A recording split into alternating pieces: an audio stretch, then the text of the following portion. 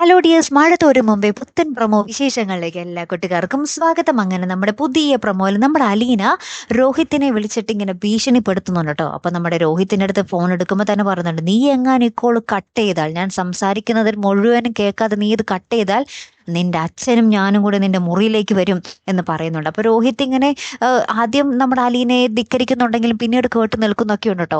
ഏറ്റവും ഒടുവിൽ നമ്മുടെ മനു അങ്ങോട്ടേക്ക് വരുവാണ്, ഈ അലീനയുടെ വീട്ടിലേക്ക്, അലീന താമസിക്കുന്ന വീട്ടിലേക്ക് വരികയാണ്.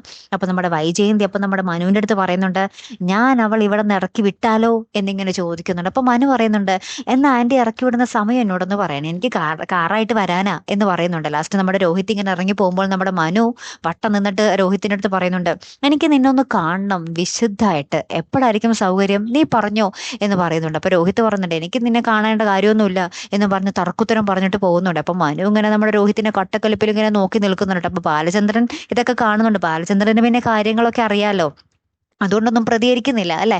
കാത്തിരുന്ന് തന്നെ കാണാം കേട്ടോ, പിന്നെ എന്തൊക്കെ സംഭവിക്കാനിരിക്കുന്നു അല്ലെ കൂട്ടുകാരെ. നമുക്ക് നോക്കാം. അപ്പൊ അടുത്തൊരു വീഡിയോയുമായി വരുന്നത് വരയ്ക്കും ഗുഡ് ബൈ.